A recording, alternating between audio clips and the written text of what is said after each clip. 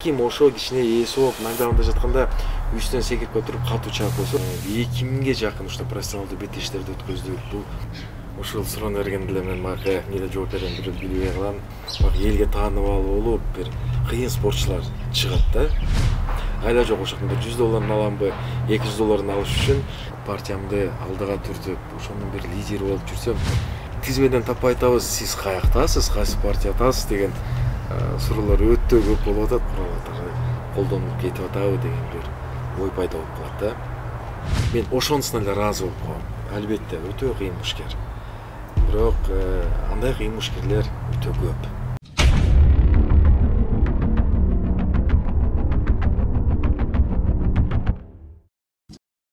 Ушул суроону бергенде эле мен мага эмне жооп берем билбей калам. Мен ойлойм, спорт мен үчүн азыркы кезекте эң биринчи мен жеке жашоомдо эң алдыңкы орундарды ээлеген нерсе болуш керек. Анткени бул меники эртеден баштап кечке чейин өзүмдүн жеке жумуштарым болсо дагы, бирок ар дайым мээримде ушул биз спорт жаатында болуп жаткан нерсе менен алек болом. Анткени биз бул азыркы жаман бийликтин болгон үчүн биз азыр кичине эс алып отуруп калдык. Ага чейин азыркы кезекте бул оору болгондо жума сайын региондордо же болбосо башка мамлекеттерде жүрүп чоң мелдештерди өткөрүүчү кезегибиз болот эле. Өзүңүз айткандай, ушул ар дайым ушундай спорт маарекелерин өткөзүп, ушу эл менен жүрүп, азыркы тынчып калганда киши аябандай бир кызыктай болуп калат экен. Ошондуктан айтар элем, спорт мен үчүн эң биринчи бул менин жан дүйнөмдү бир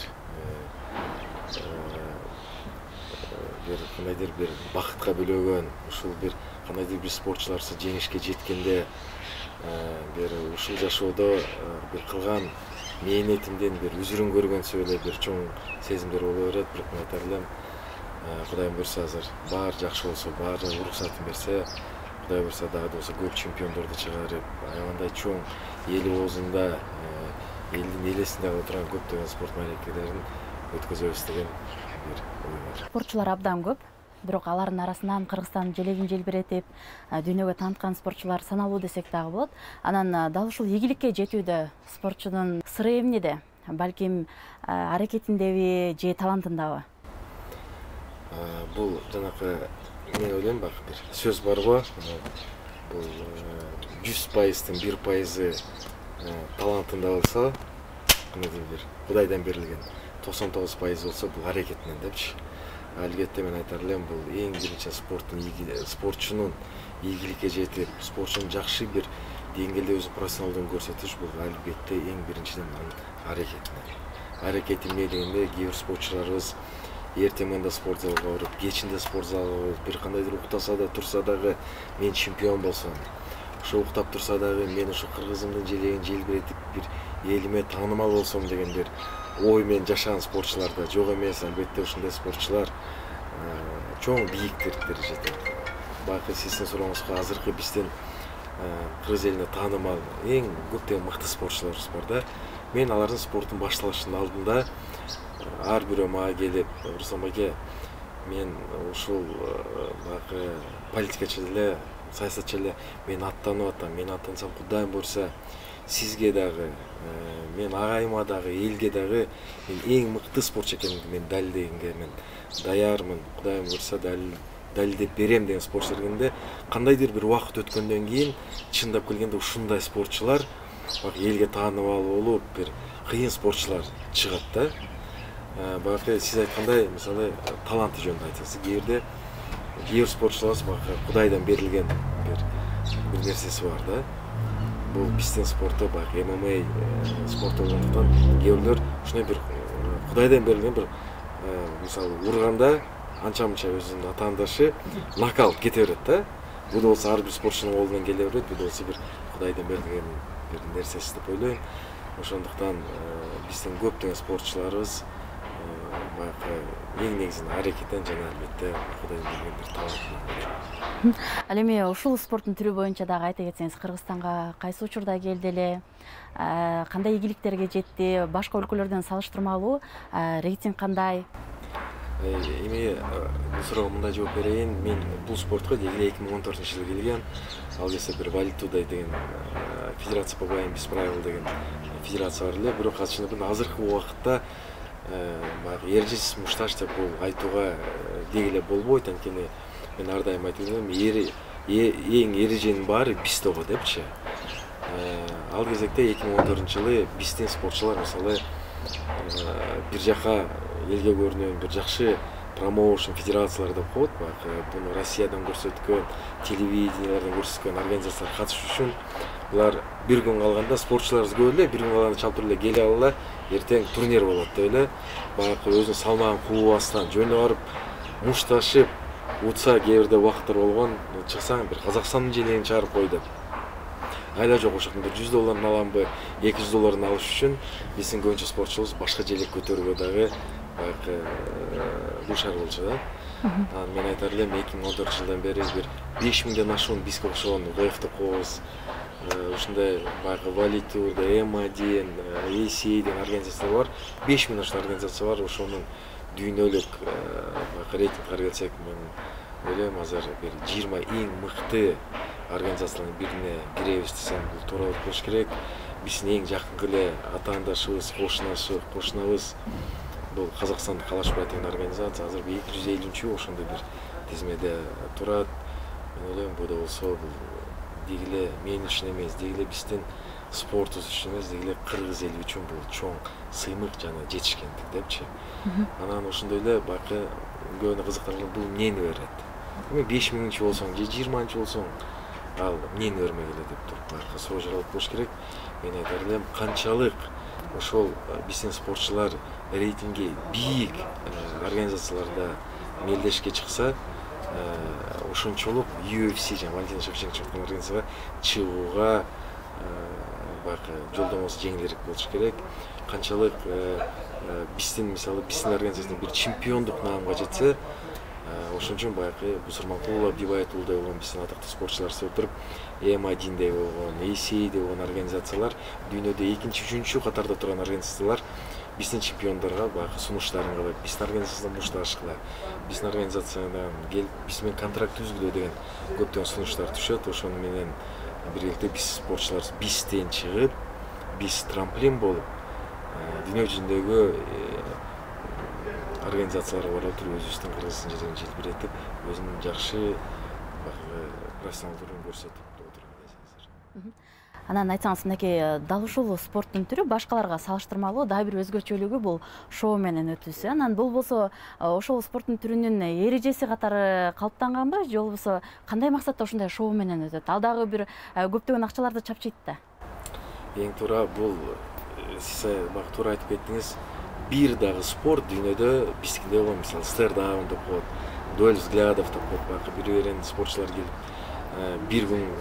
бир күн беттешке чейин бир күн эрте келип баягы стойкага туруп баягы дегизи көрөрмандардын кызыктарын жаратат да.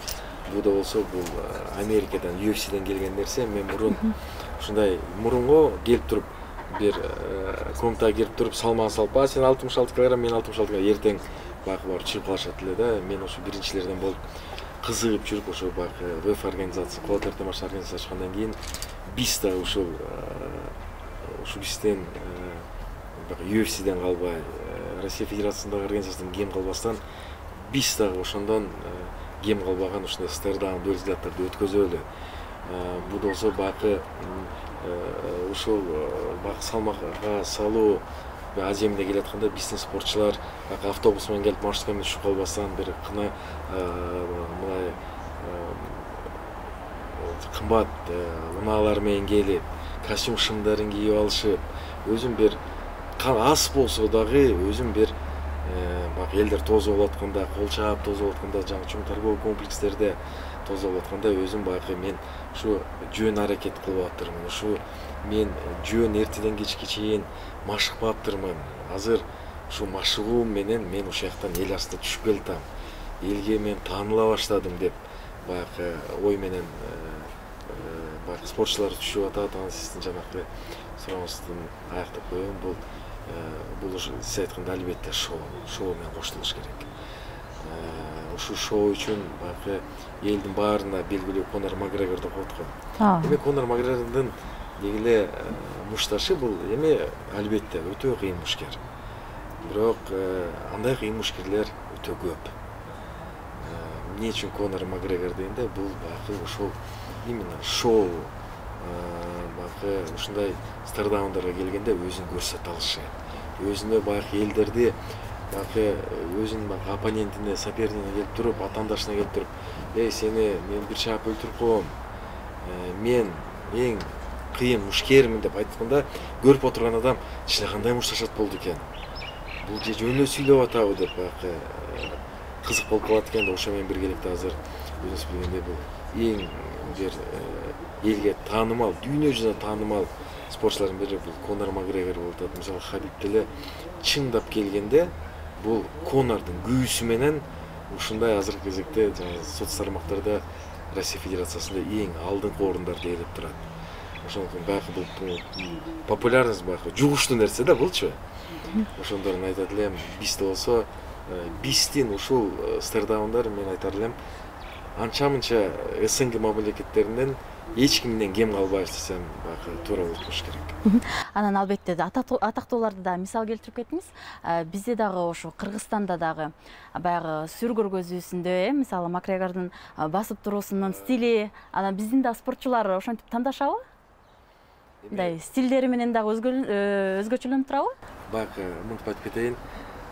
Ушу башында биз ушундай стардаундагы биздин баягы конференцияларды кылганда, мисалы Америка Кошмо Штаттарында UFC'нин мушкерлери келип отуруп көп нерсени баягы көп нерсени айта алышат. Өзү жөнүндө кантип машыгуусун, кантип бутат, эмне кылып бутат, канчанча раундда бутат деп туруп, баягы өзүн баягы катуу сүйлөгөндү билишет да.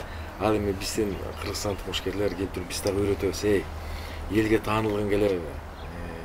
Эртең ушул эл арасында сен жөнүндө сүйлөп калыш үчүн сен да ушундай стардаунддарда уялбастан кыргызча, орусча кандай гана болбосун өзүңдүн баягы ойлогонуңду айт десе, макул Руслан байке, мен түшүндүм сизди, эртең мен жарам соц тармактардын баарын жарам деп туруп эртеси күнү баягы микрофонду келген микрофондорунда калчылдап сүйлөй албай эми күчтүүсү жеңет деп эле ошону менен кутулуп кетишет да. Ошондуктан даже баягы биздин кыргызстандык спортчуларыбыз бул болсо Россия Федерациясынын мушкерлери баягы көп сүйлөөгө жок да баягы. Ошондуктан айтар элем биздики Америка Кошмо Штаттарынын спортчусуна жетиш үчүн мен моралдык жактан, каяк жактан баягы өсүш керек да. Анан баягы экөө көзмө көз карашканда көп спортчуларыбыз кичине түртүбүйсө, бул да кызыгууну жаратып берет да. Мисалы ошол эле Америкадан же Бразилиядан бир мушкер келсе, биздин мушкер чыгып, калпакты кийип алып чыгып туруп, анан көз карашып, чындап келгенде бул атайын деле кылбайт. Ошол жерде мисалы бир ай мурун келип туруп, сен ушул бразилиялык мушкер менен мушташасың десе, ошонун баягы беттештерин көрөт, ошонун сүрөтүн коюп алып туруп, керек болсо груша келип алып туруп ошону заңкылдатат да. Анан акыры отуруп бетме бет келишкенде кээ бирлердин чындап келгенде баягы нерви чыдабай кетет да, түртүшүп кетишет. Кандайдыр бир ушундай бир ызычуулук дегенде соц тармактарда баягы колдомой деген жок да. Конорлор эметсе колдой беришет. А биздин спортчулар айтып койсо, ушу конокту жөн эле тосуп албайсыңарбы? Сын көп. Кыргыз эли негизи меймандос келет, аны бир Америкадан чакырып алып, муну эмне түрткүлөп атасыңар? Силер эмне Конор Макгрегорду туурап атасыңар, же тигин туурап атасыңар деп көп сын пикирге калганда биздин көп спортчуларыбыз кой тынч эле келип туруп алып кетип калайынчы деп коет экен да. Анан бул да болсо бул бир кандайдыр бир шоунун бир кульминациясы десек да. Анан мынакей башка спортторго салыштырмалуу бул болсо оор десек дагы болот. Анан айтсаңыз, Кыргызстанда дал ушул спорт боюнча майып болуп калган же каза болуп калган учурлар болду беле? Эми бул да эң туура суроо да. Бул баягы эмеден сөздөн келип чыкканда бои без правил депчи. Бул эмне үчүн бои без правил дегенде, чындап келгенде 90-жылдары Америкада бир 120 килограммдык мушкер менен 50 килограммдык мушкерди чыгарып туруп, мындай аралашып барып туруп, сен бул менен чыгат экенсиң, сен бул менен чыгат экенсиң туруп, перчатка эчтеке жок. Кийим унутсаң ошону утту деген сөздөн келип чыкканда бои без правил деп. Жана башында айтып кеткендейлер, бизде эң көп эреже бизде болуш керек да. Анткени баягы көп учурлар болгон, тетиги бир алыстан Европадан бир мушкерди алып келип туруп, биздин кыргыз мушкерин болгондо, биздин кыргыз мушкерибиз 100 граммга көбүрөөк болуп калганда, мен согушпайм деп койгон учурлар болгон. Ойлосоңуздар, 100 грамм үчүн. Айла жок айта берсе, бир тердечи ары берсек митет. Азыр 50 грамм чыксам өлүп калам ал жерде депчи. Суу калбай калды депчи. Анан баягы айтылгандай эле баягы майып болуп калган учурлар болду деген сурооңузга мындай жооп бере алам. Кудайга шүгүр. Эми Кудайым кааласа эч убакта мындай болбойт го деп ойлойм. Биз 2000ге жакын ушта профессионалдуу беттештерди өткөздүк. Бул жаш өспүрүмдөрдүн арасында да өткөзөбүз. Баягы албетте каска баарын кийгизип алып. Кудайга шүгүр буга чейин бир чоң баягы бир колу сынып, же буту сынып, же болбосо больницадан чыгып бир кома сомага түшүп калып, кыйын оор абалга болуп калышы буга чейин каттуу элек. Албетте мен ойлойм, Кудайым мырза мындай да катталбайт деп ойлойм. Анткени биз ошон үчүн биз эң негизги биздин максатыбыз ортодо жаткан жанакы реферибизде баягы тажрыйбалуу рефери болуш керек да. Көрүп туруш керек. Бирөө кичине уже утулуп баратканда кээде токтотуп калса, туура убакта токтотуп калуу бул эң алдыңкы бир биз реферидин максаттарынын бири да. Ушундай жерден көп чырлар да болуп кетет. Кээ бирлер вроде бы нокаут кетип болду, согуша албай калды, тиги уже урайын деп атканда токтотуп калып учурганда мен андан ары согушмакмын, эмне токтотуп койдуңар, чырлап, колун көтөрбөй рингден чыгып кеткен убакыттар да көп болгон. Баягы түшүнбөстөн балким ошо кичине ээси болуп нокдаунда жатканда үстүнөн секирип отуруп катуу чаап койсо, балким чоң бир оор эме алып калмак. Жаракат алып калмак да. Ошондуктан мен ойлойм, ошон үчүн биз Кудайга шүгүр азыркы кезекте чоң андай боло элек. Буга чейин өзүңүздүн партияңызды түзгөндүгүңүз тууралуу маалыматыбыз бар эле, бирок мынакей шайлоо жакындап калды. Шайлоого катыша турчу партиялардын арасынан сиздин партияңызды көрө алган жокпуз. Себеби эмнеде? Деги эле шайлоого сизге чакыруулар болдубу? Эми мындай да, мен ал 2011-жылы деги эле өзүм жеке ишкерлик кылып жүргөндө кандайдыр бир ар бир адамдын өзүнүн бир кандайдыр бир деңгээлде бизнес тармагында, жеке ишкерлик тармагында кандайдыр бир деңгээлге жеткенде өзүнүн кандайдыр бир кыялдар пайда болот экен. Өзүмдү ушул мен политикадан көрсөм, өмүр бою ушундай бир соода тармагында жүрө беремби? Менде болсо бир элиме, жериме бир кандайдыр бир өзүмдүн пайдамды тийгизейин деген ойлор болот экен. Ошол убакта мен дагы өзүмдү бир чоң политикалык аренада көрөт элем да, саясий аренасында көрөт элем өзүмдү. Анан кандайдыр бир ушул бир спортко келип калдым. Спортко келгенден кийин өзүмдүн негизи мен өзүмдүн характерим боюнча бир нерсени баштасам, ошол нерсени мен баягы чоң бир деңгээлге жетмейинче баягы токтоп албайм да. Балким мен ошол жылдардан баштап жаш саясатчы болуп, саясатка кирип, өзүмдү мен ойлойм жакшы көрсөтө алмакмын деген бир оюм бар да. Балким азыркы кезекте ошол бир партиямды алдыга түртүп, ошонун бир лидери болуп жүрсөм, мен ойлойм жакшы эле бир чоң деңгээлге жетмекмин депчи. Бирок мен өзүмдүн ушу энергиямды, өзүмдүн баардык болгон күчүмдү спортко жумшай ийгендиктен мен албетте эч качан өкүнбөйм. Анткени азыр деле көрүп атабыз, бул саясаттын шайтан оюндары башталды деп туруп байкы айтып коет го. Бүгүн буну менен болсо эртең башка бирөөнү жамандап чыгат. Бүгүн бул менен кошулуп жүрсө эртеси күнү эле бир тескери сүйлөп калган. Мен өзүмдүн байкы мен ойлойм, ошолорду көрүп мен ойлоп койдум, менден жакшы эле саясатчы чыкмак эмес болуш керек.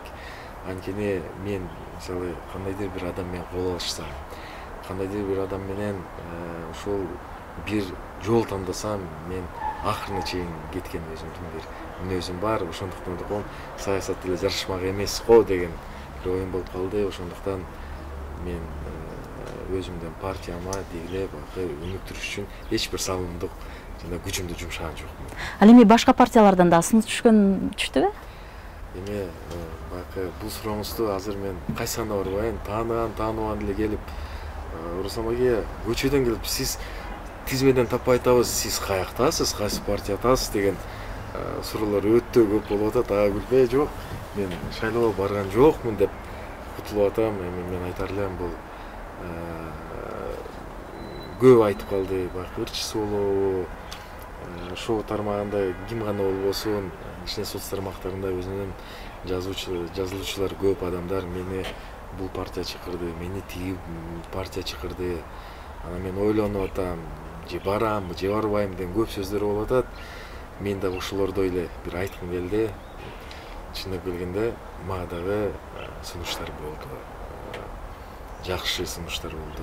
Эми бакый мен жөн эле бир шоу жакта жүрбөстөн мен балдар эмне үчүн мага кайрылды дегенде бакый көп ойлошот, муну колдогон спортчулары көп, колдогон өзүнүн баягы күйөрмандары көп, деле өзүнүн колунан келген баягы адам катары мени ошентип баалап, негизи көп ойлойт экен, бул ушу 6-7 жылдан бери же теледен түшпөйт, же тияктан түшпөйт, эл алдында эле жүрөт. Кантип эле бунун жөн эле ушунун баарын кылсын. Бунун баарын кылса да кандайдыр бир өзүнүн жеке бир максаты менен кылып атат деген. Кызыкчылыктар менен, кызыкчылыгы менен кылып атат. Бул болсо политикага барайын кийин, ушу спортту колдонуп, мен политикага барайын. Ушу спортту колдонуп, өзүнүн баягы чыгып аткан спортчуларын колдонуп, мен бир кандайдыр бир политика аренага атымды чыгарып алып барат го бул деген көп ой ошондой болуптур. Көп айтканда мен ошондо ойлонуп туруп, баягы айткандай всем врагам назло дегендей, мен өзүмдүн ушу саясатка барбоомду чечип, кайсы гана партия мага сунуштабасын, мен спортто жүрөйүн, мен ушу элиме жогорку кеңештен гана эмес, мен жөн гана эл катары эле жүрүп эле өзүмдүн кандайдыр бир пайдамды келтире алам, ушинтип эле жүрө берейин деп сунуштарын четке кагып. Ал эми азыр мынакей ар бир партиялардан спортчуларды көрүп атабыз да. Анан деги эле ошол спортчулардын саясатка келүүсүнө кандай көз караштасыз? Эми бул спортчуларды эмне үчүн бакы бул спортчу эми жогорку кеңешке бирөө менен күрөшмөк беле же согушмак беле деген эле суроо жаралат да. Эмне үчүн партияларга мындай адамдар керек дегенде, көбүнчө азыркы биздин коомдо бул саясатчы же болбосо ушул эле депутат же тиги десе, ар бирөө баягы жаман ой пикир болуп калат да.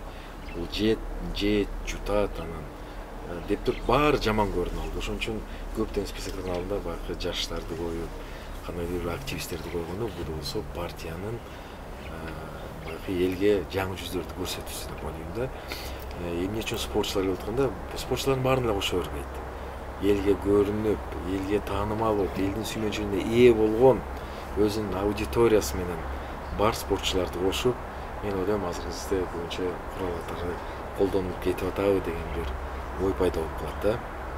Бирок кандай болсун, мен буну жаман дебейм. Спорт адамдары жүргөн адамдар, мисалы жогорку кеңешке барып калчу болсо, кандайдыр бир спорттун көйгөйлөрүн албетте алып чыгарышат. Анткени келип алып туруп, мисалы биз соц тармактарында чыгып алып эле, буга акча бөлүнбөйт, тиги акча бөлүнбөйт, бизге акча жетпейт, биз ушул кыргыз элибиз көтөрүш үчүн кандайдыр бир мамлекет жактан бизге жардам керек деп айтылып кала берет. Балким ушул чоң трибунага чыгып, жогорку кеңештин депутаты катары чыгып, балким ушул суроону көтөрүп чыкса, балким бул жеткиликтүү болот беле деген ойда. Ошондуктан бул жаман эмес, кандай гана болсун мен колдойм. Эң негизгиси бул ар бир эле депутат бул жеп жутат деген сөзгө да мен эч убакта кошулбайм. Анткени мен көп ушу тааныштарым бар, тааныш инилерим, байкелерим жогорку кеңештин депутаттары болуп турат. Кээде карап отурсаң, баягы акыркысын берип кое турган биздин жогорку кеңештин депутаттары жок эмес. Баягы в общем эле келип 120 депутат жаман деп бериш, мен ойлойм бул да туура эмес. Балким бардыр, бирок бар эмес деп айтар элем да. Спортчулардын арасында келишим түзүлөбү? Эгер түзүлгөн болсо, ал кандай жолдор менен? Эң негизгиси биз азыр ар бир 90% биздин мушкерлер азыркы кезде дүйнөнүн ар тарабында биздин кыргыз элибизди көзөп жүргөн спортчулардын негизи 90% биздин ушу кулап термаш федерациясынан чыгып, ушул жактан кандайдыр бир атка ээ болуп, чемпиондук наамга ээ болгондуктан азыр чет мамлекеттин чоң организациялары беттешип жүрүшөт. мен айтар элем, көп суроо берип калышат. Ушулар менен ар бир спортчу менен контракт түзөсүңөрбү? Ушул барып чыкканда мына ВФТин клубдун атынан чыгабы дегенде мен ар дайым айтып элем, дүйнө жүзүндө биз жалгыз эле организация болушубуз керек. Ошол мен айтар элем, мен мисалы бакы жана башта айткан эле ырчы менен продюсердики да. Если продюсер болсоң, кандайдыр бир каражаттарын бөлүп беришиң керек, ал продвигать этиш керек дегендей эле биз дагы спортчуларды ошондой эле элге тааныш үчүн бакы муну түртөбүз, продвижение кылабыз да. Анын акыры көрүнүп, билинип калгандан кийин, көбүнө бакы сунуштар бергенден кийин мага чалып сурашат, Руслан байке, мага мисалы ушул жерден, Россиядан, Кореядан, Япониядан мага ушуну түшүп атат, Руслан байке, минтейин, чыга берейинби дегенде, мен ошонусуна эле ыраазы болуп калам. Эми алардын арасында баягы жок эмес, ушунча күчүңдү сарптагандан кийин, ушунча күчүңдү жумшат, ушунча баягы белгилүү спортчу кылгандан кийин келип туруп унчукпай дебей кетип калып, аяктан чыгып алып туруп, бир сөз айтпаганда кээде чыныкканда мындай кичине ич ачышып кетет да. Бирок мен айтар элем, бир спортчу болсо, андай спортчулар бизде өтө көп. Керек болсо мен ар бир контракт түзүп алып туруп, ошол жактан $1000 аласың, $2000 аласың, кандайдыр бир мага процентин бересиң десе деле, мисалы жарашпай турган нерсе болот эле да. Анткени мен ага бакы чет мамлекеттен спортчу алып келип берип атам. Бакы өзүнүн продвижениясына, пиарына көптөн командалар иштейт. Анан ошентсем деле жарашат эле, бирок мен ар дайым айтып элем, БФ организация ар бир спортчу бул трамплин.